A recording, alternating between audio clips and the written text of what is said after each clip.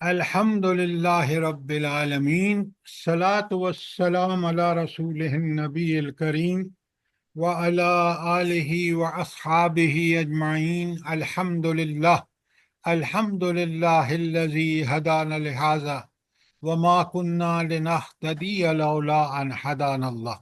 رب اشرح لی صدری ویسر لی امری واحلل عقدۃ من لسانی یفقہوا قولی، آمین یا رب العالمین۔ کل ہم نے غزوات یا نبی کریم صلی اللہ علیہ وآلہ وسلم نے مدینے میں کس طرح عسکری میدان میں وہ کام کر دکھایا جو آج تک دنیا میں کوئی کمانڈر نہیں کر سکا۔ کیوں؟ نبی کے ساتھ اللہ کے دین کے غلبے کے لیے جو بھی وہ کوششیں کرتا ہے، جو بھی جہاد کرتا ہے، جو بھی جہاد و قتال کرتا ہے، اللہ کی تائید اور نصرت سے آپ دیکھ رہے ہیں کہ کیسے کیسے کارنامے انجام دیے نبی کریم صلی اللہ علیہ وسلم نے۔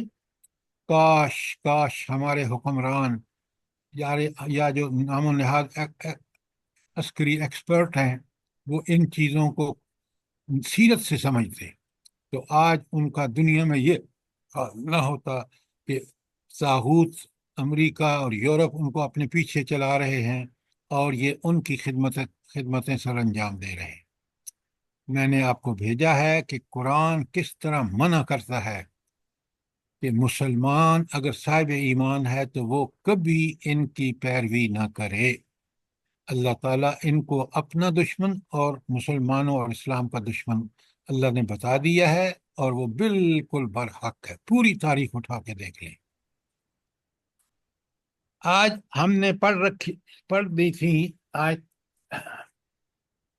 جو پہلی اس کی آیات ہیں، ہم پہنچ گئے تھے 35 آیت کو ہم نے بڑا کھول کے کیا ہے، اور 35 آیت کا ترجمہ میں پھر پڑھ رہا ہوں۔ اگر کوئی سوال ہے، دیکھیں یہ قرآن جب سمجھ آتا ہے نا تو پھر بندے کو پتہ چلتا ہے کہ واقعی یہ ایسی چیز ہے جو مجھے دنیا اور آخرت کی بھلائیوں سے نواز دیتی ہے۔ لیکن کن خوبیوں والوں مومنوں کے لیے آپ ذرا نوٹ فرمائیں۔ میں ترجمہ کر رہا ہوں، بسم اللہ الرحمن الرحیم۔ ان المسلمین والمسلمات والمؤمنین والمؤمنات، بے شک مسلمان مرد اور مسلمان عورتیں، مومن مرد اور مومن عورتیں۔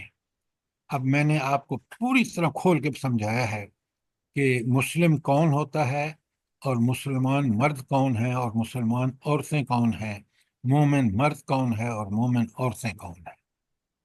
ایمان اگر نبی کریم صلی اللہ علیہ وآلہ وسلم کی سیرت سے اخذ کیا ہوا ہو، صحابہ اور صحابیات والا ایمان ہو، تو وہی ایمان ہے جو انسان کو یہ مومن بناتا ہے، اور عورت مومن بنتی ہے، مومن مسلم بنتا ہے، اور مومن عورت مسلم بنتی ہے۔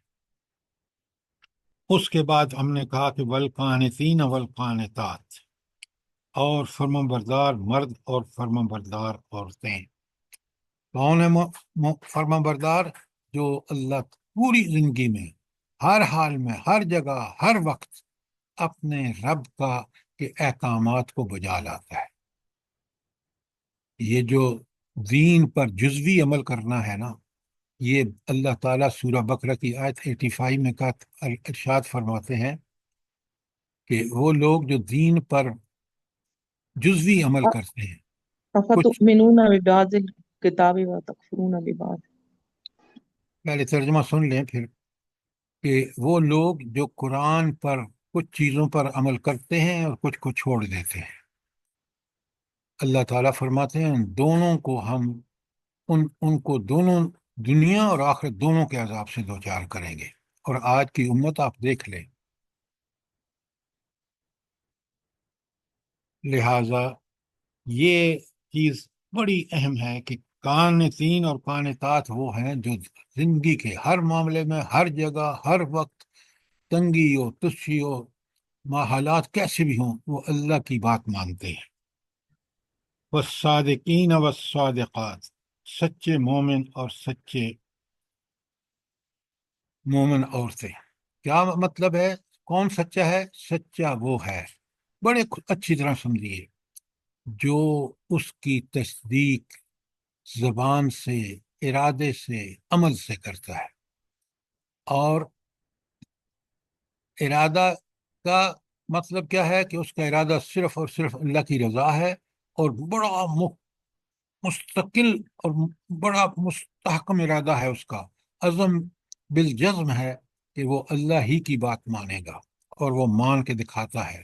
یہ ہے مصدقین، صادقین والصادقات، والصابرین والصابرات۔ یہ وہ آئینہ ہے جس میں اور آپ اپنی حیثیت، صابرین کا مطلب یہ ہے، قرآن جو سورہ بقرہ کی وہ جو آیت البر ہے نا، وہاں اللہ تعالیٰ فرماتے ہیں والصابرین فی البأساء والضراء وحین الباس۔ یہ کون ہے مومن، مرد اور عورتیں جو صبر کرتے ہیں لڑائی میں، جنگ میں، اور حین الباس، تنگی اور ترشی میں۔ تو صبر کا ان اعلیٰ مقام پر تک صبر کرنا جو ہے، والخاشعین والخاشعات، وہ مسلمان مرد اور عورتیں جو دل میں اللہ کا خوف رکھتے ہیں۔ تو اللہ کے خوف دل میں ہونے کا مقصد کیا ہے بھلا؟ اللہ کا خوف کن کے دل میں ہوگا تاکہ میں اور آپ اپنے آپ کو پرکھ سکیں؟ جلدی بتائیں۔ جو اپنا عمل درست کرنا چاہتے ہوں۔ ڈاکٹر صاحبہ، یہ آپ بڑی آسان تشریح کرتے ہیں۔ سر، جو اللہ تعالیٰ کی صفات سے واقف ہوگا وہ ہی خشیت رکھے گا اللہ تعالیٰ سے، کہ اللہ تعالیٰ ہر چیز پہ قادر ہیں، سب کچھ کر سکتے ہیں، تو مجھے انہی چیزوں پہ پھر عمل کرنا آپ بھی آپ ادھوری بات کہہ رہے ہیں۔ خاشعین وہ لوگ ہیں جو پکے سچے ڈرتے ہیں اللہ سے، کہ اللہ ہی اگر میں نے نافرمانی کی تو میں اللہ کے ہاں کوئی مجھے چھڑا نہیں سکے گا۔ لہذا خاشعین وہ دل میں ایسا ڈر رکھتے ہیں کہ وہ کبھی برائی کے قریب بھی نہیں پھٹکتے۔ تو آپ کی بات اس حد تک درست ہے کہ وہ اللہ کی صفات کا کما حق ہو ادراک اور فہم رکھتے ہیں، لیکن اس کا نتیجہ یہ ہوتا ہے کہ وہ اگر واقعی ڈرتے ہیں تو پھر وہ برائی نہیں کرتے، کیونکہ اللہ سے ڈرنے کا مطلب یہ ہے کہ اللہ کی ناراضگی کا ان کو بڑا خوف ہوتا ہے۔ بات سمجھ آئی ہے کہ نہیں آئی؟ جزاک اللہ سر، الحمدللہ۔ ایک سچی طرح سمجھیں، والمتصدقین والمتصدقات، اللہ اکبر، صدقہ کرنے والے مرد اور صدقہ کرنے والی عورتیں۔ کیا صفات قرآن نے بیان کی ہیں، یہ قرآن ہی کا کمال ہے۔ اب صدقہ کرنے والے مرد اور عورتیں کون سی ہیں؟ وہ جو مال سے محبت کے باوجود اللہ کی محبت غالب ہوتی ہے ان میں، اور وہ اللہ کے راستے میں پسندیدہ مال خرچ کرتے ہیں، وہ سخی ہوتے ہیں، وہ کنجوس نہیں ہوتے کہ وہ مال کو سمیٹ سمیٹ کے رکھیں۔ ان کو پتہ ہے یہ میرے اللہ نے مجھے دیا ہے، اور میرا اللہ اسی وقت خوش ہوتا ہے جب میں اس مال کو اللہ کی محبت میں خرچ کروں۔ والمتصدقین والمتصدقات والصائمین والصائمات۔ اچھا، یہ جو روزہ رکھنے والے مرد اور روزہ رکھنے والی عورتیں ہیں، ان کا یہاں ذکر کیوں آیا ہے؟ جلدی بتائیں۔ اچھا، پہلے صدقہ روزہ رکھ سمجھ لیں، یہ فرض روزے بھی ہیں رمضان کے، اور وہ سارے روزے ہیں جو نفلی روزے ہیں۔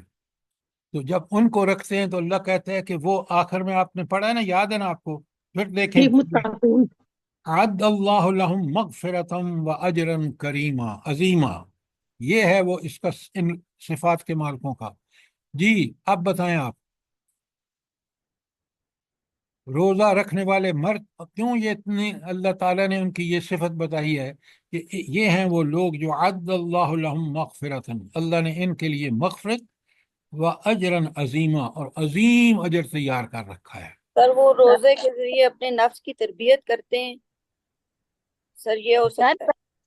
صبر و تحمل اور صبر و ضبط کا مظاہرہ ہوتا ہے اس میں، حلال سے بھی بچ جاتا ہے، اور حرام سے تو ویسے ہی بچنا ہے، حلال سے بھی بچ جاتا ہے اللہ کے اب حکم سے۔ آپ یہ متقین ہوتے ہیں باتیں سر۔ نہیں، آپ اس نقطے کو ہٹ نہیں کر رہے۔ اللہ کہتا ہے یہ روزہ اس لیے فرض کیا کہ تم متقی بن جاؤ. تقوی ہی، متقی ہی جنت میں جائیں گے. آپ نے کبھی غور سے پڑھی ہے اس آخری پارے کی پہلی سورت سورہ نبا؟ جی سر، جی سر. پڑھیں آیات جو متقین کے بارے میں ہے کہ جی اللہ کیا سر. نام دے گا. إن للمتقين مفازا حدائق وعنابا وعنابا وكواعب وكواعب اترابا وكأسا دهاقا لا يسمعون فيها لغوا ولا كذابا جزاء من ربك عطاء حسابا. یہ ہے وہ روزے رکھنے والوں میں اگر تقوی پیدا ہوگا تو تقوی والا ہی جنت میں جائے گا. سورہ اس میں آل عمران میں اللہ کہتا ہے یہ جنت اعدت للمتقین، یہ جنت تیار ہی متقین کے لیے کی گئی ہے.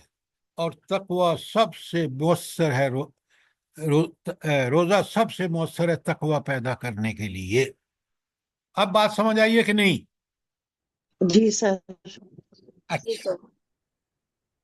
اور پھر آگے فرمایا والحافظون فروجہم والحافظات، یہ شرم و حیا، عفت و پاکیزگی کی انتہا ہے کہ وہ ان چیزوں کو بالکل ان کی حفاظت کرتے ہیں.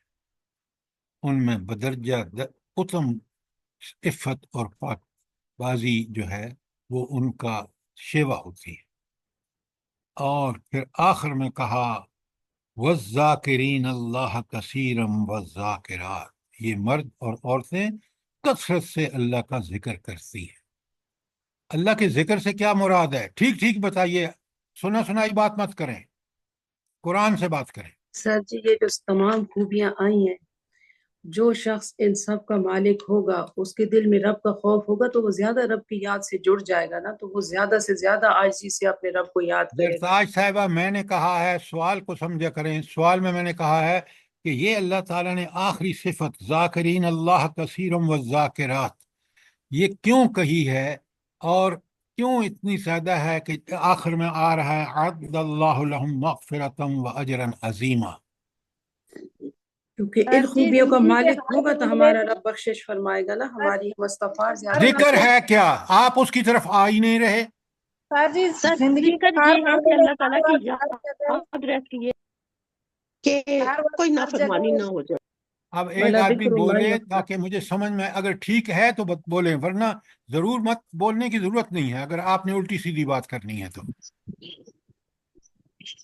جی زندگی کے ہر معاملے میں ہر وقت ہر جگہ اللہ کو یاد کرنا، دل سے بھی یاد کرنا اور اپنے عمل سے بھی. بہت عمدہ. یہ ہوئی نا بات کہ زبان جب بھی فارغ بیٹھے تو اللہ کا ذکر، سبحان اللہ، الحمد للہ، اللہ اکبر، لا حول ولا قوة الا باللہ العلی العظیم، سبحان اللہ وبحمدہ، سبحان اللہ العظیم. یہ مسنون کلمات وہ زبان پہ سمجھ کے پڑے، اور پھر کوئی عمل کر رہا ہو اپنے رب کی بات کو ہمیشہ فوقیت دے، وہی حق ہے، اور اسی کے مطابق عمل کرے. یہ بھی ذکر ہے. جب یہ دو کام کرے گا زبان سے بھی اور عمل سے، اللہ کو پوری طرح یاد رکھے گا ہر جگہ، ہر وقت، ہر حال میں، تو پھر اللہ کہتے ہیں یہ جو ساری خوبیاں میں نے دوبارہ اس لیے ان کو کھولا ہے کہ یہ بہت اہم آیت ہے.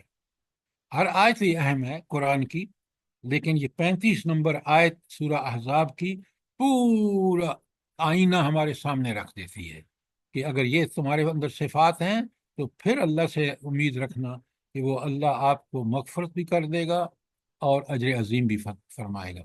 لیکن اگر ان خوبیوں کے بعد صرف ایمان کے دعوے ہیں تو اللہ کے ہاں ایسے بندے کے لیے یہ بڑا کلیئرلی بتا دیا. کوئی سوال، کوئی چیز کلیئر نہ ہوئی ہو؟ سر جی ایک بات اس ذکر کے اوپر کرنی ہے کہ ایک روایت میں آتا ہے کہ جس محفل مجلس میں اللہ کا ذکر نہ کیا جائے وہاں سے رحمتیں اور برکتیں اٹھا لی جاتی ہیں، اور ایک طرح سے دوسرے الفاظ میں ہے کہ وہ اللہ کی لعنت برستی ہے اس محفل اور مجلس کے اوپر جہاں اللہ کا ذکر نہ کیا جائے. آپ نے بالکل ٹھیک کہا. مجھے یہ بتائیں، ہماری محفلیں آج جب بھی ہم اکٹھے ہوتے ہیں کسی کام کے لیے، نہ اللہ کے ذکر سے شروع ہوتی ہیں، وہ ذکر جس کا یہاں ذکر ہے، اور نہ اللہ کے ذکر سے ختم ہوتی ہے. اور یہی وہ چیز ہے جو وہاں بتائی گئی ہے کہ اللہ کو جب یاد کریں گے تو اللہ ان کے سارے فیصلوں میں برکت عطا فرمائے گا. جب وہ اللہ کے لیے فیصلے کریں گے، قرآن کے مطابق فیصلے کریں گے، اور اگر وہ صرف نعرے لگائیں گے اور دعوے کریں گے اور اللہ کو بیچ میں سے نکال دیں گے تو یہ کافروں کا وتیرہ ہے. اب بات سمجھ آئی ہے کہ نہیں آئی؟ جی جی سر جی، جزاک اللہ خیر۔ اچھا، آیت 35 کے بارے میں کوئی سوال؟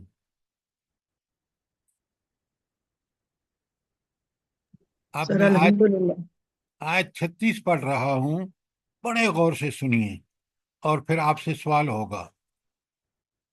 وَمَا كَانَ لِمُؤْمِنٍ وَلَا مُؤْمِنَةٍ، کسی مومن مرد اور کسی مومن عورت کو حق نہیں ہے. کب حق نہیں ہے؟ اذا قضى اللہ ورسولہ امرا، کہ جب اللہ اور اس کا رسول کسی امر کو مقرر کر دیں، فیصلہ کر دیں، ان یکون لہم الخیرۃ من امرہم، ان کے لیے مومن مرد اور مومن عورت کے لیے پھر کوئی اختیار نہیں کہ اس میں مین میخ نکالیں، اس میں کوئی کمی بیشی کریں. اور پھر فرمایا وَمَن يَعْصِ اللَّهَ وَرَسُولَهُ، جو کوئی اللہ اور اس کے رسول کے کسی حکم کی نافرمانی کرے فَقَدْ ضَلَّ ضَلَالًا مُبِينًا، تو وہ کھلی ہوئی گمراہی میں مبتلا ہو گیا.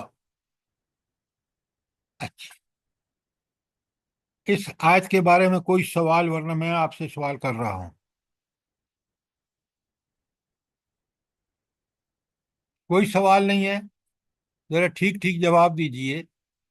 یہ آیت یہاں اس سورہ احزاب میں اس جگہ کیوں آئی ہے؟ کیا مقصد ہے یہاں؟ سر جی وہ یہ اللہ تعالیٰ وہی زید بن حارثہ کا جو نکاح توڑ کے نبی کریم صلی اللہ علیہ وسلم کو نہیں سر کرنا جی، چاہتے پہلے تو یہ تھا کہ ان کی کو جب راضی کیا گیا تو ان کے گھر والے، زینب رضی اللہ عنہا کے گھر والے راضی نہیں تھے اس بات پر. اس پر پھر یہ آیت اتری کہ جب اللہ ایک فیصلہ کر دے کہ زینب رضی اللہ عنہ کا نکاح جو ہے زید بن حارثہ سے جو کیا جانا تھا اس وقت، تو یہ تب یہ آیات نازل ہوئی یہاں پر۔ قرآن کا طالب علم ایک ایک آیت کو اس کے مقام سے دیکھتا ہے، پیچھے کیا تعلق ہے، آگے کیا تعلق ہے. یہی فہم قرآن ہے. یہاں اللہ تعالیٰ نے ایک فیصلہ فرما دیا کہ جب اللہ اور اس کے رسول کا حکم آ جائے اس کے بعد اہل ایمان جو ایمان کا دعویٰ کر رہا ہے اس کے لیے ایک ہی راستہ ہے کہ وہ اس فیصلے کو سامنے کے سامنے سر تسلیم خم کر دے. یہ اس کا مسلمان ہونے کا ثبوت ہے اور اس کا یقین ایمان کا ثبوت ہے. اور اگر اس نے کہا کہ نہیں کیا کروں، اصل میں رواج یہ ہے اور لوگ کیا کہیں گے، گیا کام سے، اس کو اللہ کی بات پسند نہیں ہے، اس کو لوگوں کی بات پسند ہے، لوگوں کے طعنوں سے ڈرتا ہے، تو اللہ کہہ رہے ہیں کہ مومن وہ ہے کہ جو اللہ کے فیصلے کے سامنے سر تسلیم خم کر دے اور پھر اس کو بالکل شرح صدر کے ساتھ اس پر عمل کرے. یہ ہے مومن کی پہچان. اور اس آیت کا یہاں مقصد یہ ہے کہ آگے آ رہا ہے زید بن حارثہ کا واقعہ. کیوں؟ زید بن حارثہ ایک غلام تھے جو خریدے تو تھے حضرت خدیجہ کے بھتیجے نے، پھر اس نے اپنی پھپھی کو دے دیا، اور پھپھی نے جب شادی ہوئی تو حضور نبی کریم صلی اللہ علیہ وآلہ وسلم کی نظر کر دیا. حضور نبی کریم صلی اللہ علیہ وسلم نے اس کو آزاد کر دیا، اور پھر اس کو وہ اتنا خوش تھا کہ اس کو آپ نے، جب اس نے یہ بات اعلان کر دیا کہ اس کے چچا اور باپ آئے، پتہ چل گیا ان کو، کہ انہوں نے نبی کریم صلی اللہ علیہ وسلم سے کہا کہ آپ نے جو کچھ بھی لینا لے لیں اور اس بچے کو ہمارے حوالے کر دیں. ظاہر ہے باپ کی محبت کا، پدری شفقت کا بھی یہ تقاضا تھا. حضور نبی کریم صلی اللہ علیہ وآلہ وسلم نے کہا، سنیں رحمت اللہ عالمین کیا جواب دیتے ہیں. کہتے ہیں میں اس کو بلا لیتا ہوں، اگر وہ آپ کے ساتھ جانا چاہے تو میں آپ سے کوئی معاوضہ نہیں لوں گا. حضرت زید آئے اور انہوں نے بتایا کہ یہ میرے چچا ہیں اور یہ میرے والد ہیں، لیکن میں آپ ہی کے پاس رہوں گا۔ یہ تھا اس نے جو رویہ دیکھا تھا حضور نبی کریم صلی اللہ علیہ وآلہ وسلم کا، وہ والد سے بھی بڑھ کر تھا۔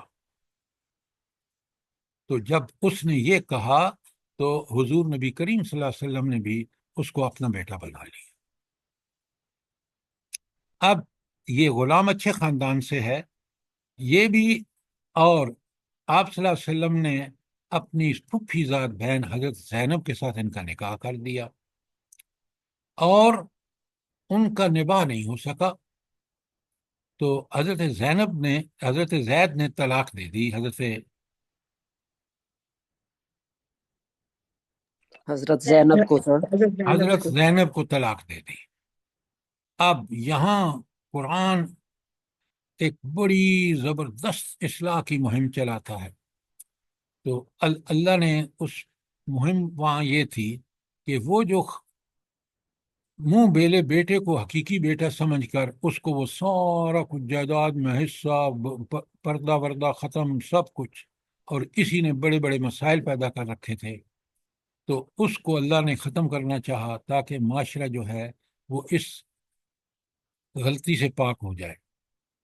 اب جناب یہاں سب سے پہلے تو اللہ نے بتایا کہ یہ ہے مومن کا، مردوں اور عورتوں کا رویہ، کہ وہ اللہ کے حکم کے بعد سر تسلیم خم کر کے اس کو مان لیتے ہیں۔ اور اب میں آپ کے سامنے آیت 37 اس پس منظر کے حوالے سے پڑھ رہا ہوں۔ بسم اللہ الرحمن الرحیم۔ وَإِذْ تَقُولُ لِلَّذِي أَنْعَمَ اللَّهُ عَلَيْهِ وَأَنْعَمْتَ عَلَيْهِ أَمْسِكْ عَلَيْكَ زَوْجَكَ وَاتَّقِ اللَّهَ، اور جب اس شخص سے جس پر اللہ تعالی نے احسان کیا اور آپ نے بھی احسان فرمایا، تو ہاں فرمایا، اور آپ نے کیا کہا اس سے؟ امسک علیک زوجک، اپنی بیوی کو اپنے پاس رہنے دو، اور واتق اللہ، اور اللہ سے ڈرو۔ یہ کون کہہ رہا ہے؟ محمد رسول اللہ صلی اللہ علیہ وسلم کہہ رہے ہیں۔ کس کو؟ حضرت زید کو۔ اچھا وہ کیوں کہہ رہے ہیں بھلا؟ جلدی بتائیں۔ کیونکہ وہی آ چکی تھی کہ اب آپ نے زینب سے نکاح کرنا ہے، تو پھر اس لیے وہ یہ بتاتے ہوئے بات آپ بالکل غلط کہہ رہے ہیں۔ سر لوگوں سے گھبرا رہے تھے لوگ۔ کیوں لوگوں سے کیوں گھبرا رہے تھے؟ یعنی کہ اس نے تو اس کو بیٹا بنایا ہوا ہے، اور وہاں رواج تھا کہ منہ بولے بیٹا جو سگے کی حیثیت رکھتا تھا، اس میڈم وجہ سے آپ لوگ جب یہ لوگوں کو بتائیں گے نا تو لوگ کہیں گے کہ یہ جو بات کہہ رہے ہیں ہماری سمجھ میں نہیں آ رہی۔ بات اصل میں یہ ہے، اب آیت کے اندر موجود ہے کہ اللہ کے رسول زید سے کہہ رہے ہیں امسک زوجک، اپنی بیوی کو روکے رکھو، طلاق مت دو۔ وجہ سنیں بڑے غور سے، جب تک آپ اس پوری صورتحال کو سامعین کے سامنے نہیں رکھیں گے بات کلیئر نہیں ہوگی۔ بات یہ آگے تھی، لکھا ہوا ہے ڈاکٹر صاحبہ آپ چپ رہیں، آپ پلیز سنیں، ایک بہترین اسٹوڈنٹ بنے۔ بات یہ تھی جو سمجھنے کی اور سمجھانے کی ہے کہ حضرت محمد رسول اللہ صلی اللہ علیہ وسلم ایک اندیشہ رکھتے تھے کہ یہ جو منافق ہیں مدینے کے، یہ جو یہود ہیں، یہ جو مشرکین مکہ ہیں، اگر میں نے اس کو شادی کر لی اور زید نے یہ کام طلاق دے دی اور مجھے شادی کرنی پڑ جائے گی تو بڑا ہنگامہ اٹھا دیں گے یہ۔ کیوں؟ کہ اب ان کو سمجھ آ رہی تھی، تینوں گروپوں کو، مشرکین مکہ کو، یہود کو، اور یہود کو اور منافقین کو، تین گروہ، یہود، منافقین اور مشرکین مکہ، کہ انہوں نے جنگوں میں دیکھ لیا کہ فتح بالآخر مسلمانوں کی ہوتی ہے، لہٰذا اب انہوں نے یہ فیصلہ کر لیا کہ ہم نبی کریم، بڑے ذلیل دشمن تھے نبی کریم صلی اللہ علیہ وسلم کے، کہ اب ہم ان کی جو ساکھ ہے نا وہ اس وجہ سے نہیں ہے کہ ان کے پاس بندے زیادہ ہیں، ہتھیار زیادہ ہیں، نہیں، ان کی اصل طاقت جو ہے وہ ان کا اخلاق ہے، انفرادی اور اجتماعی۔ اجتماعی اخلاق کیوں ان کا جو تھا وہ اصل میں طاقت اور ان کی جو عسکری قوت تھی وہ اس اجتماعی اخلاق کی وجہ سے تھی۔ تو یہ اجتماعی اخلاق کیا کرتا ہے جو آج مسلمانوں میں نہیں ہے؟ جلدی بتائیں۔ معاشرے کو مضبوط کرتا ہے۔ یہ آپ کی بات ٹھیک ہے، لیکن آپ اگر یہ کہیں نا کہ اجتماعی اخلاق ہی انسانوں کی اجتماعیت کی طاقت کا سبب ہوتا ہے، کیوں؟ وہ بڑے ڈسپلن ہوتے ہیں، وہ ایک لیڈر کی بات مانتے ہیں۔ آج ہم نے یہ جو سبق ہے اجتماعیت کا، سیرت و کردار، یہ قرآن اور سنت سے بنتا ہے۔ اور اگر ہم طاغوت کے تو پھر یہ سارے ڈاکو اور لٹیرے ہوتے ہیں جو اجتماعی عسکری معاملات کے ذمہ دار ہوتے ہیں۔ بات سمجھ آئیے کہ نہیں آئی؟ جی سچی آپ تو اب ان کا مقام الحمدللہ۔ نظر جی یہ تھا تینوں دشمنوں کا کہ اب آپ کے اخلاق کو کسی طرح سے داغدار کیا جائے، اور نبی کریم صلی اللہ علیہ وآلہ وسلم یہ ہرگز نہیں چاہتے تھے، ان کو بالکل اندازہ تھا۔ لہٰذا اب نبی کریم صلی اللہ علیہ وسلم یہ چاہتے تھے کہ زید حضرت زینب کو طلاق نہ دے اور وہ اس آزمائش میں نہ آ جائیں پڑے، لہٰذا تاکہ کافروں اور منافقین اور یہود کے اس پروپیگنڈے سے بچ جائے۔ یہ پورا بیک گراؤنڈ جب تک آپ کے سامنے نہیں ہوگا، اس لیے وہ کہہ رہے ہیں ہم سے کلئی کا زوجہ کا واتق اللہ۔ آگے اللہ پڑھیں، آیت بڑی کلیئر ہے۔ ہاں، وَتُخْفِي فِي نَفْسِكَ مَا اللَّهُ مُبْدِيهِ، اور آپ وہ بات دل میں چھپا رہے تھے جس سے اللہ کھول دینا چاہتا ہے۔ کہ منہ بیلے بیٹے کا اللہ نے فیصلہ فرما لیا کہ اب آخری نبی ہیں، آگے آ رہا ہے، تو اب یہ پھر کوئی نبی نہیں آنا، تو آپ اس کو اسی بری رسم کی اصلاح جو ہے وہ آپ ہی کے ذریعے ہونی چاہیے۔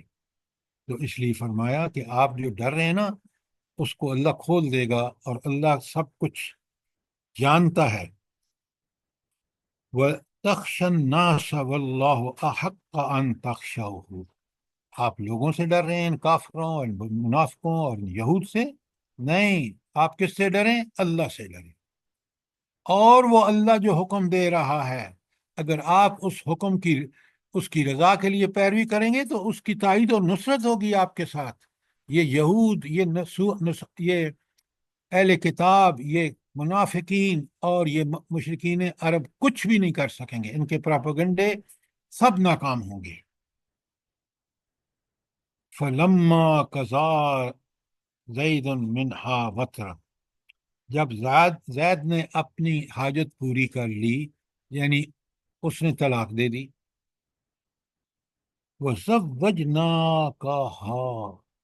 اللہ فرماتے ہیں ہم نے آپ کا نکاح حضرت زینب سے کر دیا۔ یہ کس کا فیصلہ ہے؟ جلدی بولیں۔ اللہ اللہ پاک کا، کا سر۔ اللہ اللہ تعالیٰ کا۔ پاک، ہاں، اور اللہ کیا کہتے ہیں؟ ذرا اگلی آیت کا ٹکڑا دیکھیں۔ اور ہاں، زوجناکاها لکی لیکون علی المؤمنین حرجا فی ازواج ادعیائہم اذا قضوا منہم وطرا، تاکہ جو ہے اللہ تعالیٰ فرما رہے ہیں کہ لکی لا یکون علی المؤمنین حرجا، تاکہ مومنوں کے دل میں کوئی تنگی نہ رہے، فی ازواج ادعیائہم، ان کی بیویوں، بیٹوں کے بیویوں کے حوالے سے، اذا قضوہم منہم وطرا، جب وہ ان کے ساتھ اپنے معاملات طے کر لیں، یعنی ان کو طلاق دے دیں، تو پھر یہ وہ آپ کی بہو نہیں ہے، وہ آپ کا سگا بیٹا نہیں ہے، لہذا یہ رسم کے بہترین طریقہ اس کے خاتمے کا یہی ہے کہ آپ کی شادی کی جائے ان حضرت زینب سے، اور اللہ نے کہا کہ ہم نے وزوجنا کا ہا اوپر پڑھ چکے ہیں آپ، وکان امر اللہ مفعولا، اور اللہ تعالیٰ کا حکم جو ہے وہ تو واقع ہو کر رہنے والا تھا۔ جب اللہ فیصلہ فرما لیتے ہیں تو وہ نافذ ہو کے رہتا ہے، وہ پھر اس کے سارے اسباب بھی پیدا کر دیتے ہیں۔ لہٰذا یہ تھا سب سے بڑی بری رسم جو اس وقت اس معاشرے میں جاہلیت کے زمانے سے چلی آ رہی تھی، اور اتنی پکی ہو گئی تھی کہ لوگ اس کو ایک روٹین سمجھ رہے تھے۔ اللہ تعالیٰ نے اس کو ختم کیا، اور ختم بھی کیسے کیا؟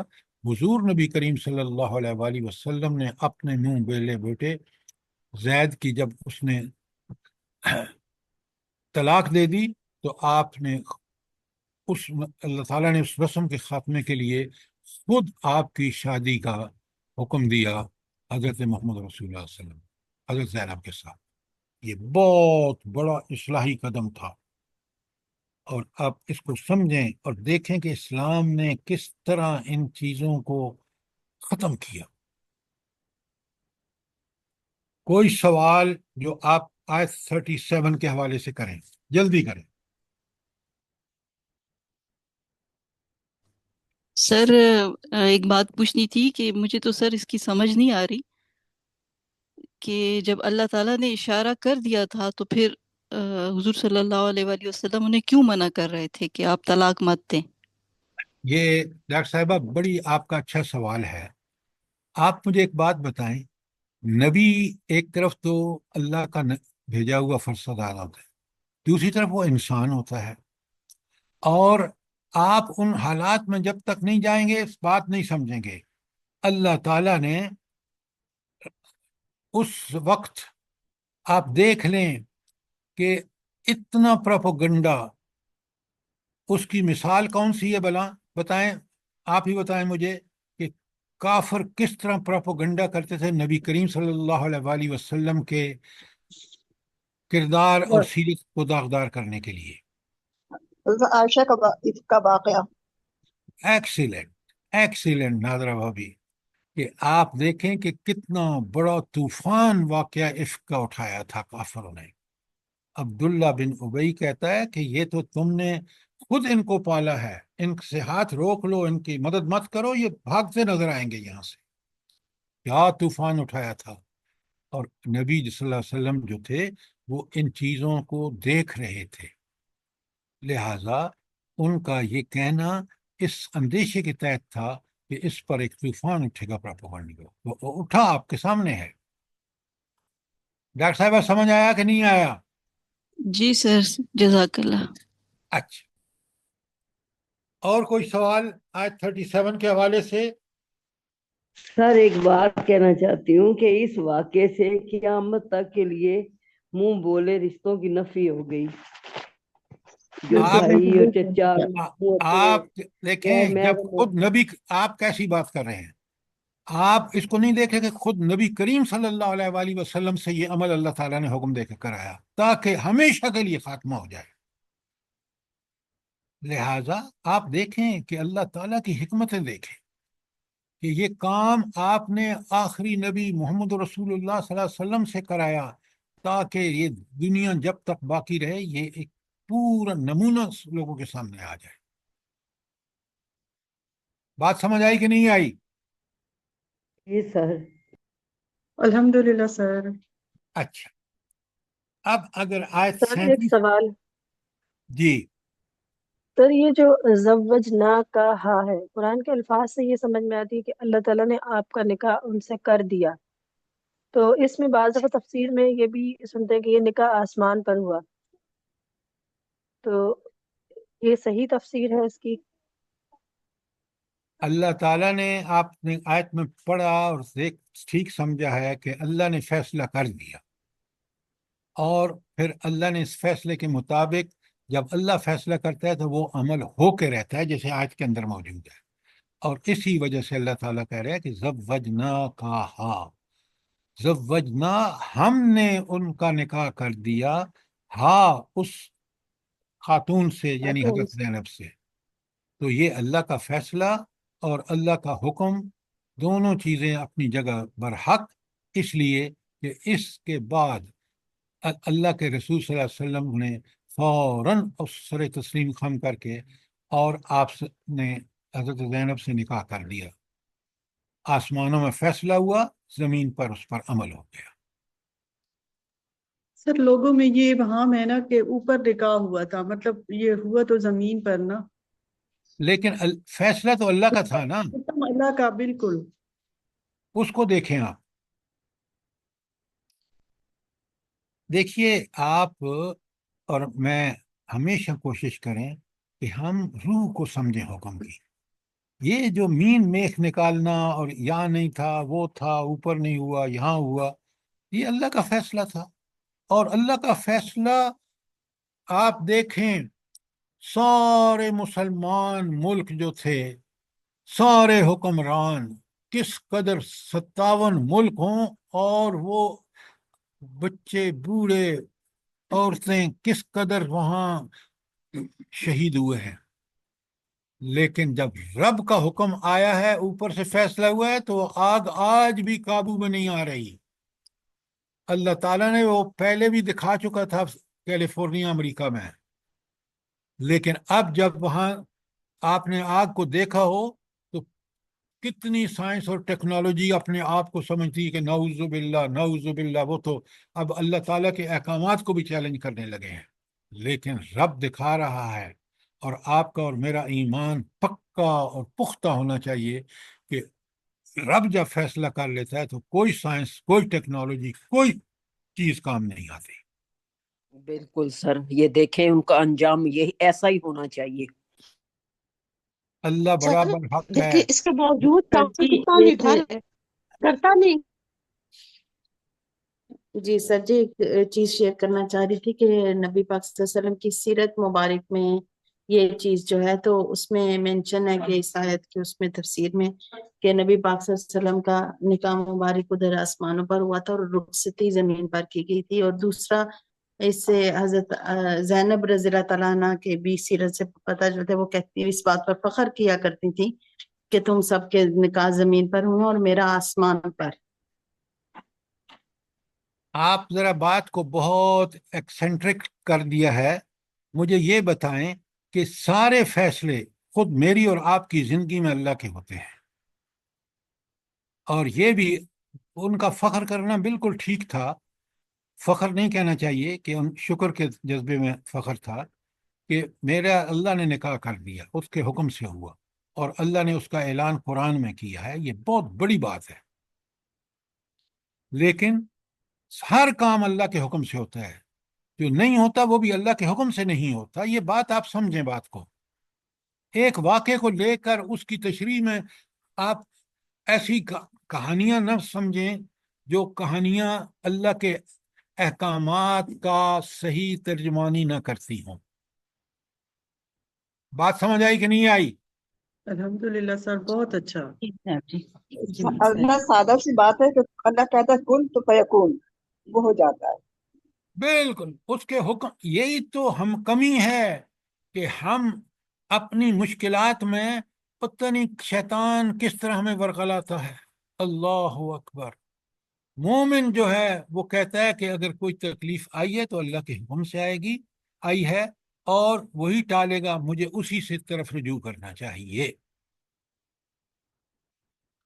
اچھا اب ایک بات سر ایک بات میں کہنا چاہتی ہوں سر، ایک بات ہے کہ اصل میں ہمیں نا اللہ کے انداز بیان کو بھی ذہن میں رکھنا چاہیے کہ وہ شہنشاہ ہے، وہ پوری دنیا کا بادشاہ ہے، تو ان کا جو سٹائل ہوتا ہے بات کرنے کا وہ ایک عام انسان کی طرح نہیں ہوتا.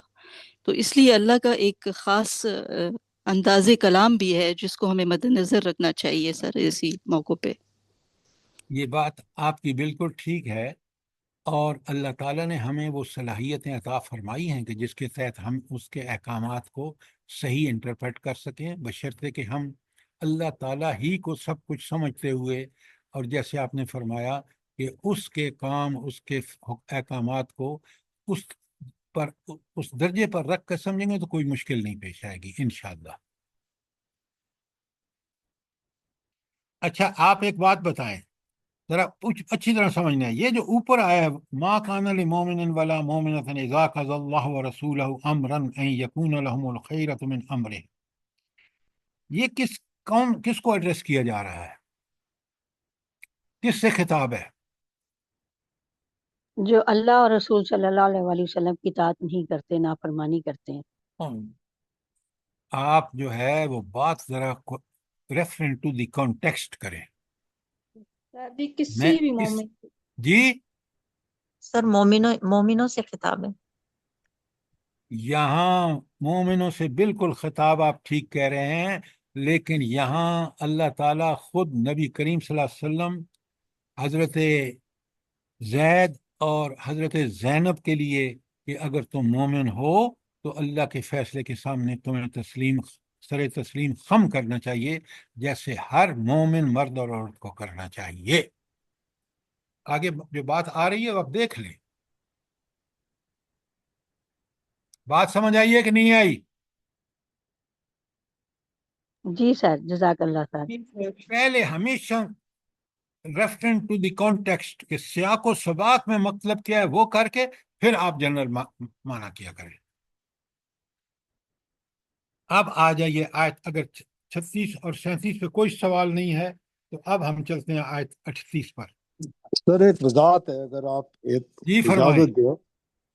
सर बज़ाहिर तो एक तजाद लग रहा है ये दो आयतें 35 और 36 में।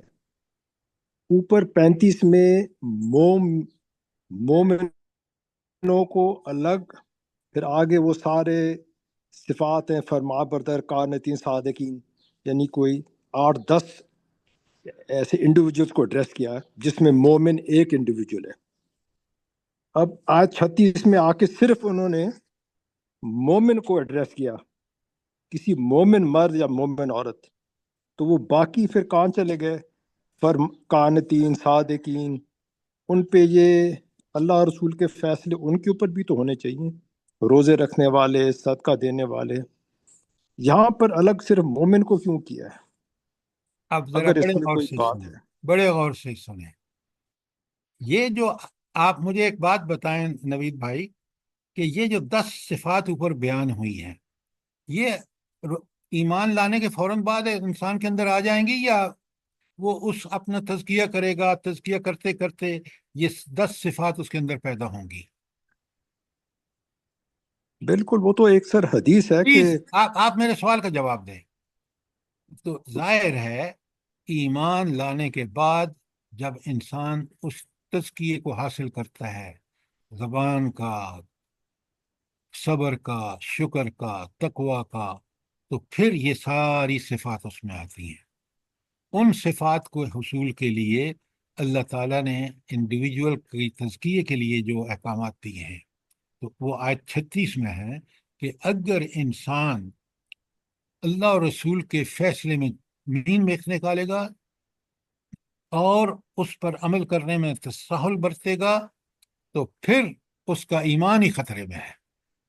लिहाजा ये वो हैं जो हमें हुक्म दिए गए हैं ताकि इन पर अमल करके हम वो सारी जो ऊपर 36-35 में सिफात हैं उनका हुसूल उसी वक्त मुमकिन है जब इंसान इन आमाल को करेगा जिनका यहाँ करने का हुक्म दिया जा रहा है, और जिनसे मना रोकने का दिया जा सकता उसे रुकेगा, तो फिर वो 10 सिफात उसमें पैदा होंगी।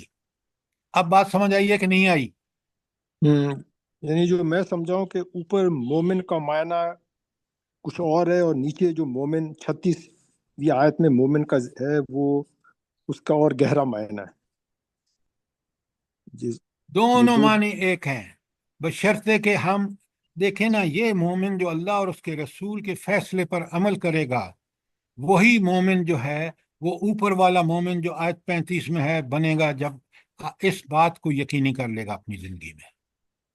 बात समझ आई है कि नहीं आई? जज़ाकल्लाह, गौर करेंगे इंशाल्लाह। हाँ गौर करें, जज़ाकल्लाह। जी अब सर, चलते हैं आयत मोमिन है। 38। सबसे बड़ी बात तो ये है कि पहले ईमान होगा तो फिर ये सफात पैदा होंगी ना अंदर, और वो ईमान ही ना होगा तो ये सफात कैसे पैदा हो सकती हैं? तो इसलिए ईमान इम्पोर्टेंट चीज है, इसको इसलिए अगली 36 नंबर आयत पे अहमियत दी गई है। یہ بات جو آپ کہہ رہی ہیں نا ادھوری بات ہے.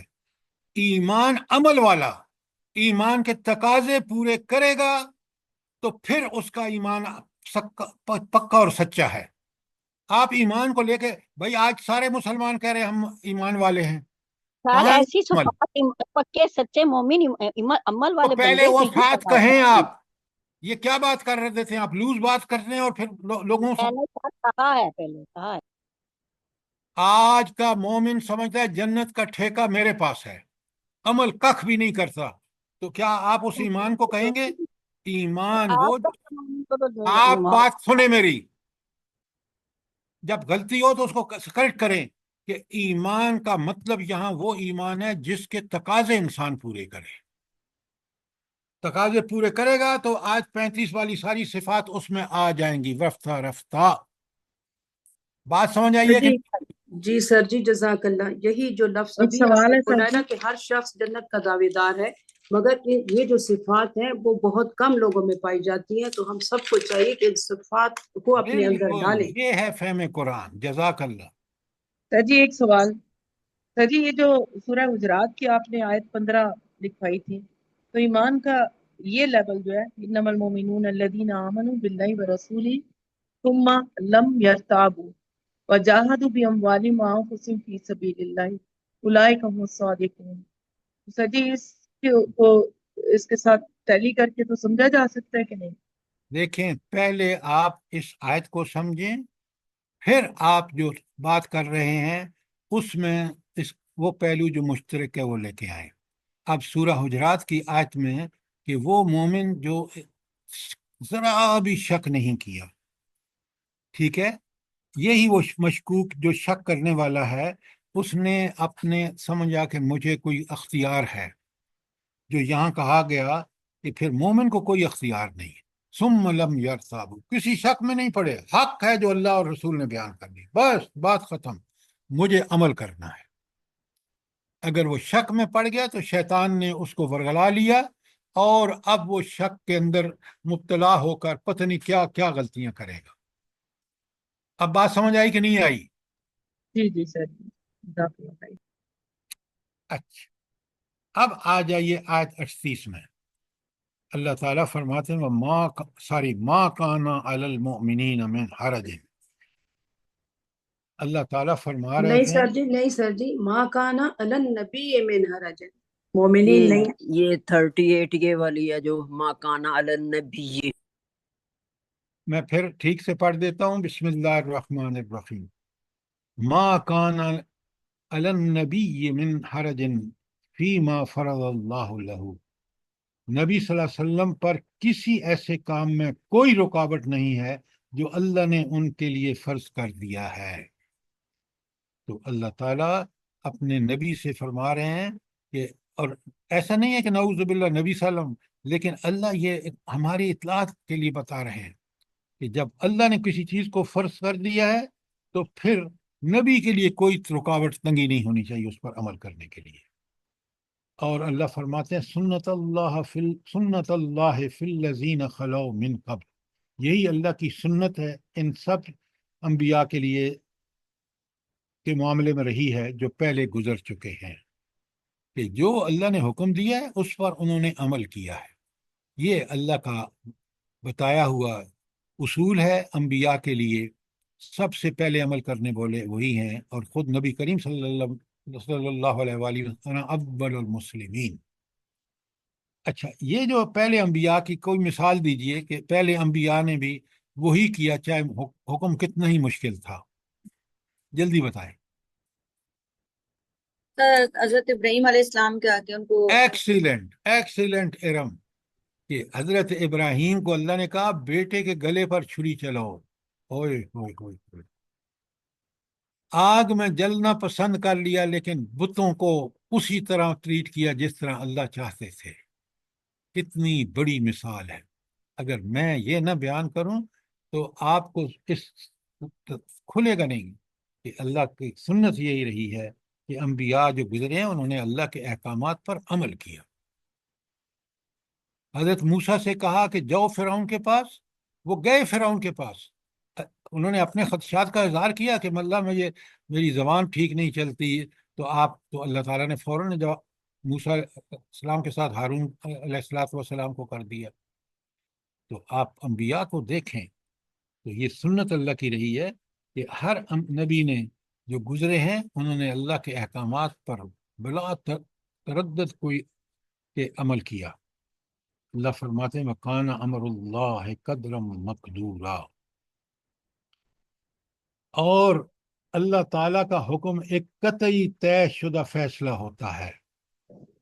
اچھا، اس کے ایکویلنٹ مجھے یہ بتائیں بڑے غور سے سمجھ کے پڑھ کے کہ یہ جو وَكَانَ أَمْرُ اللَّهِ قَدْرًا مَقْدُورًا یہ آیت 38 میں ہے، اس کا ایکویلنٹ کون سا جملہ ہے آیت 37 میں؟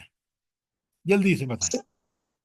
وکانا امر امر اللہ اللہ مفعولا، وَكَانَ أَمْرُ زوجنا اللَّهِ کافا، مَفْعُولًا، بہت زبردست، بہت، دیکھیں دونوں الفاظ مختلف ہیں، قرآن کا کمال دیکھیں، مقصد دونوں کا ایک ہے۔ یہاں بھی کہا کہ اللہ تعالیٰ کا حکم واقع ہو کر رہنے والا تھا، یہ 37 کا ہے، اور اس میں کہا اور اللہ تعالیٰ 38 میں کہا اور اللہ تعالیٰ کا حکم ایک قطعی طے شدہ فیصلہ ہوتا ہے۔ اگر یہ آپ سمجھنا شروع کر دیں گے تو فہم قرآن پھر آپ اللہ تعالیٰ نے آپ کا سینہ کھول دیا، کوئی سوال کوئی چیز کلیئر نہ ہوئی ہو۔ آیت 38 میں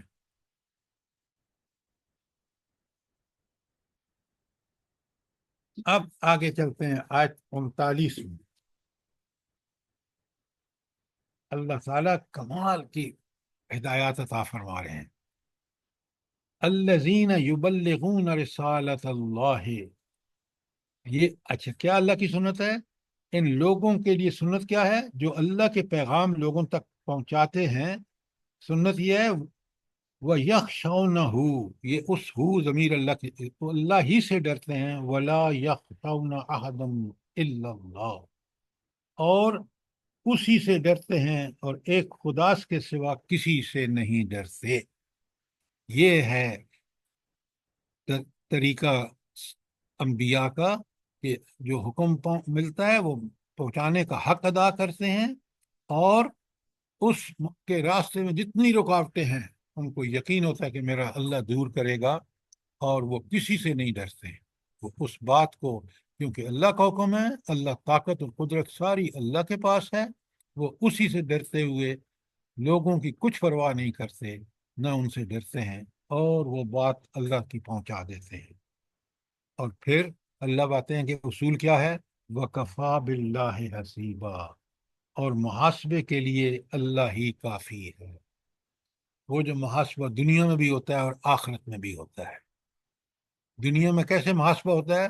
آپ دیکھ رہے ہیں مسلمان حکومتیں جو کچھ اللہ کے دین کے ساتھ کر رہی ہیں، اس کے نتیجے میں ذلت اور پستی کیسا ان کا مقدر ہے، غور فرمائیں۔ اور اگر یہ اللہ کے حکم کے مطابق چلتے تو دنیا میں بھی عزت پاتے اور آخرت میں بھی۔ سر جی یہ کتنا پیارا لفظ ہے، وَكَفَى بِاللَّهِ حَسِيبًا۔ اللہ حسیبہ، سبحان اللہ، کاش ہمیں اس پر ایمان ہو، اس پر بے شک۔ یقین ہو۔ کیا بات ہے، کیا بات ہے۔ یہ تھی آیت 29۔ آپ ایک ایک آیت کو دیکھیں میڈم، کس طرح اللہ تعالیٰ مومنوں کو ان کے ایمان میں اضافہ فرماتے ہیں۔ کاش ہمارا ایمان وہ ہو۔ آیت 40 میں اللہ تعالیٰ فرماتے ہیں اب ایک فیصلہ رب کا سن لے، بڑا اہم۔ ما کان محمد ابا احد من رجالکم، لوگو محمد صلی اللہ علیہ وآلہ وسلم تمہارے مردوں میں سے کسی کے باپ نہیں ہے۔ یہ جو منہ بولا بیٹا تھا وہ ان کا بیٹا نہیں تھا، اور اللہ کا یہ حکم تھا کہ آپ کے نرینہ اولاد نہ ہو۔ ولیکن رسول اللہ، بلکہ وہ کون ہیں؟ وہ اللہ کے رسول ہیں، وخاتم النبیین، اور خاتم نبیین ہیں۔ اس میں سب سے ایک چیز بڑی امپورٹنٹ ہے، لیکن سب سے امپورٹنٹ جو حصہ میں نے پڑھا ہے اس میں کیا ہے؟ خاتم النبیین خاتم خاتم النبی النبیین خاتم النبیین۔ اب اللہ کا فیصلہ آ گیا کہ ان کے بعد کوئی نبی نہیں آئے گا، یہ آخری نبی ہے۔ یہ بات اگر آپ نے جس طرح قادیانی ہیں یا جس طرح اللہ کے رسول عیسیٰ علیہ السلام کو نصارہ نے اللہ کا بیٹا بنا لیا وغیرہ وغیرہ، کتنے بڑے جرم ہیں۔ اللہ کہہ رہے ہیں کہ محمد رسول اللہ آخری نبی ہے۔ اور یہ فیصلہ کس کا ہے بھلا؟ یہ جو اللہ پاک اللہ کا سر تعالیٰ کا اللہ کا اللہ کا سر۔ آگے آپ آیت پڑھتے تو مجھے مزہ آ جاتا۔ وَكَانَ اللَّهُ بِكُلِّ شَيْءٍ عَلِيمًا، یہ اس کا فیصلہ ہے جو ہر چیز کے بارے میں تفصیلی علم رکھتا ہے۔ آپ اللہ کی صفت کو کیوں نہیں یہاں پڑھتے، کیوں نہیں سمجھتے آپ؟ بھئی آپ کی بات ٹھیک ہے اللہ تعالیٰ، لیکن اللہ تعالیٰ کیوں؟ اس لیے کہ بِكُلِّ شَيْءٍ عَلِيمًا ایک ہی ہستی ہے۔ اس کا جب یہ فیصلہ ہے تو اب کوئی شخص جو نبوت کا دعویٰ کرتا ہے وہ جھوٹا ہے، کاذب ہے، اور جو اس کو مانتے ہیں وہ صاحب ایمان نہیں ہے۔ کیوں؟ اللہ نے تو آخری نبی کو کے بعد کسی نبی کی آمد کا ذکر نہیں کیا۔ کتنی بڑی بات ہے۔ آپ دیکھیں اس آیت 40 میں کہ پہلی بات کہ کسی کے باپ نہیں ہے محمد رسول اللہ صلی اللہ علیہ وسلم، نمبر 2 اللہ کے رسول ہیں، نمبر 3 آخری رسول ہے، خاتم النبیین۔ کیا پیاری بات ہے۔ اور دیکھیں کہ کس طرح اللہ تعالیٰ نے یہ بات زبردست طریقے سے ارشاد فرمائی ہے۔ تو آپ دیکھیں نا، یہاں ایک بڑی اس واقعے کا جو اوپر تبصرہ ہوا نا کہ جب وہ تمہارے مردوں میں سے کسی کے باپ نہیں ہیں تو زید آپ کے بیٹے ہوئے، نہ زید آپ کے بیٹے ہوئے، نہ زینب آپ کی بہو ہوئی۔ وہ سمجھ بالکل یہ نتیجہ اخذ کرتے ہیں آپ۔ اور پھر اللہ نے زینب کے متعلقہ ہونے کے پر ان سے آپ کے نکاح کرنے میں کوئی حرج نہیں ہے۔ کیوں؟ کہ اللہ کا فیصلہ آ گیا کہ ان کا کوئی بیٹا نہیں۔ یہ منہ بولے بیٹے کو کس زبردست طریقے سے اللہ تعالیٰ نے ختم فرمایا۔ ذرا نوٹ فرمائیں، اللہ تعالیٰ کی حکمتیں دیکھیں۔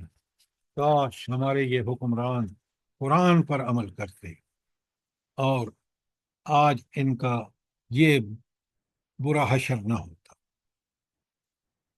اسی لیے اللہ تعالیٰ نے فرمایا کہ الیوم اکملت لکم دینکم، سورہ مائدہ کی آیت 3 میں فرمایا کہ آج یہ دین مکمل ہو گیا۔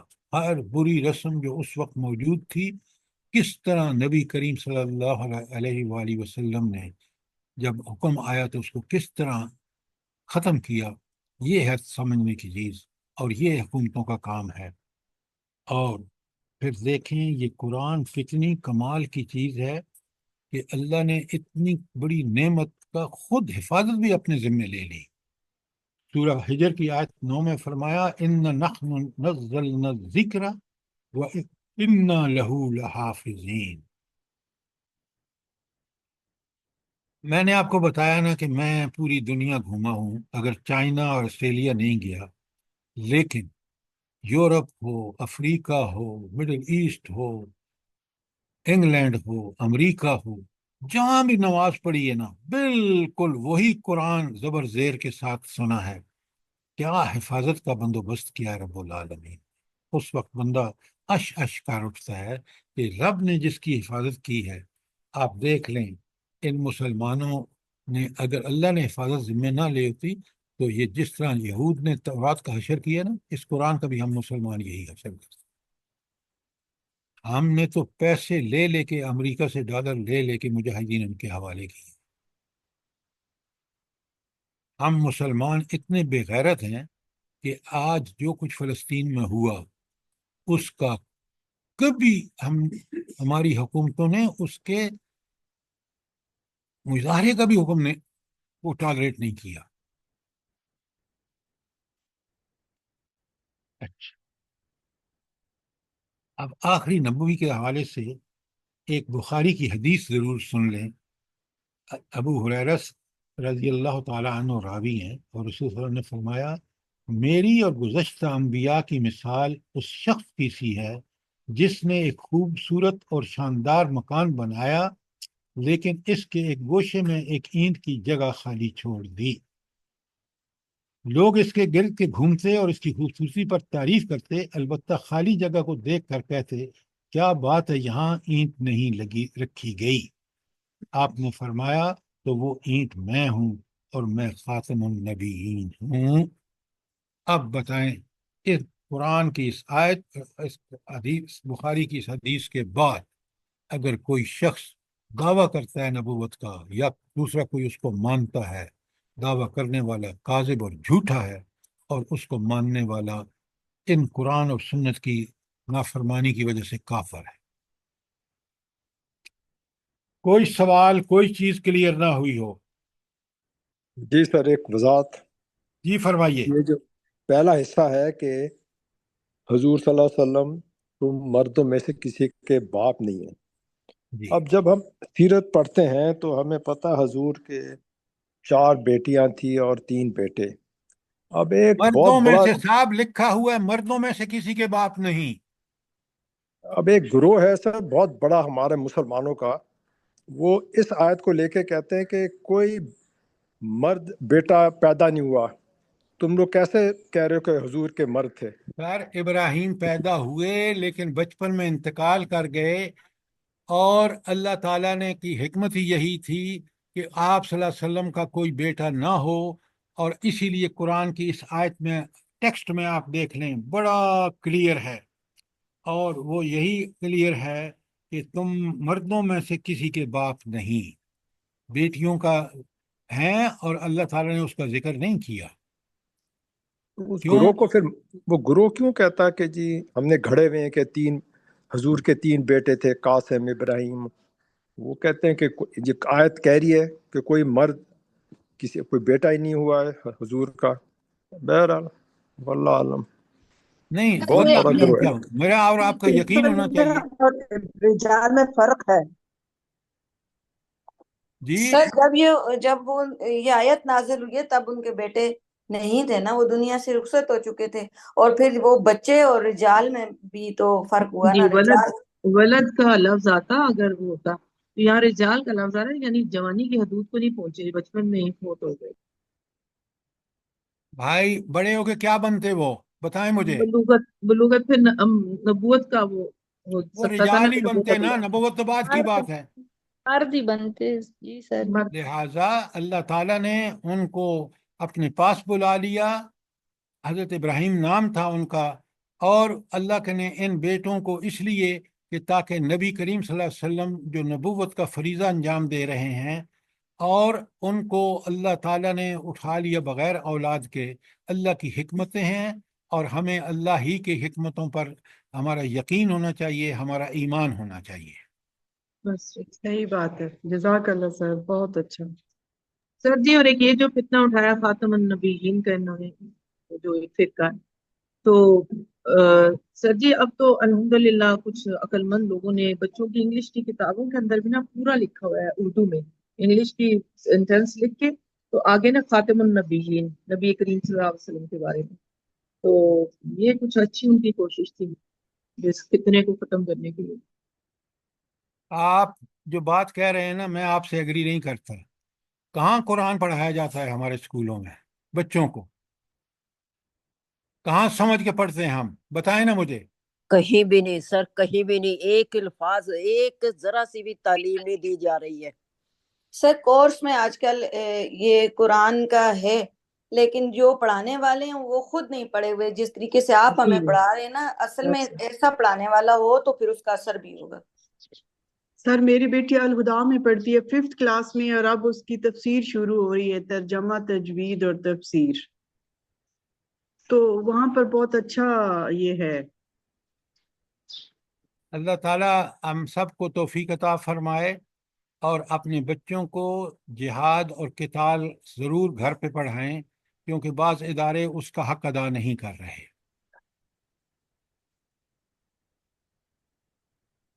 کوئی اور سوال، کوئی چیز کلیئر نہ ہوئی ہو؟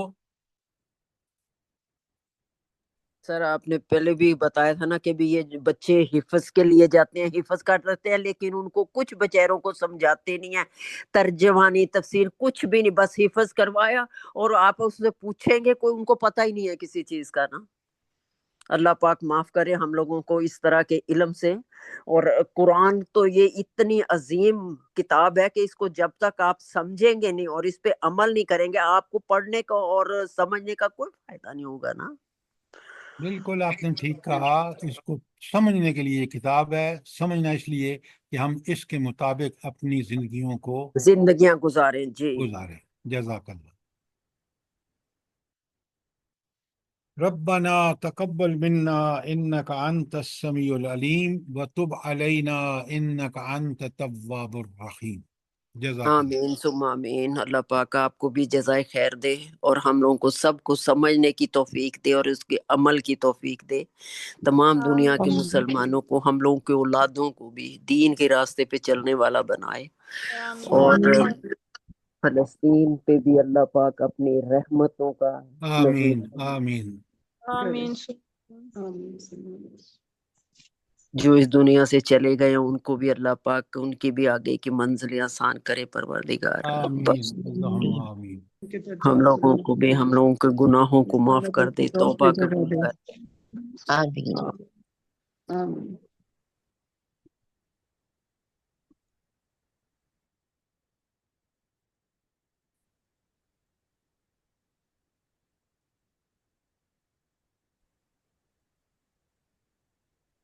ریکارڈنگ بند کریں بھائی۔